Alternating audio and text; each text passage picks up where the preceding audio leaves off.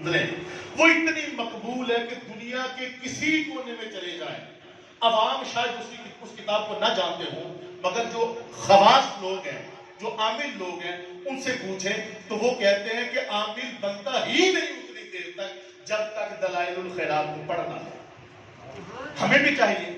ہم بھی درود پڑھیں ایک خاص تعداد کے اندر، خاص مواقع پر، ہر لمحہ جب ہم بار بار درود پڑھیں گے،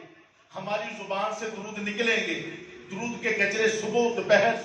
شام رات ہماری زبانوں سے نکلیں گے۔ کوئی ایسا وقت ضرور آئے گا کہ جب ہمارے بچے، چھوٹی عمر کے لوگ، ہمارے بچے، ہمارے گھر میں ہمارے بچے، وہ ہم سے کبھی کسی لمحہ ضرور پوچھیں گے۔ آپ بڑے اہتمام کے ساتھ الصلاۃ والسلام علیکہ یا رسول اللہ پڑھتے ہیں،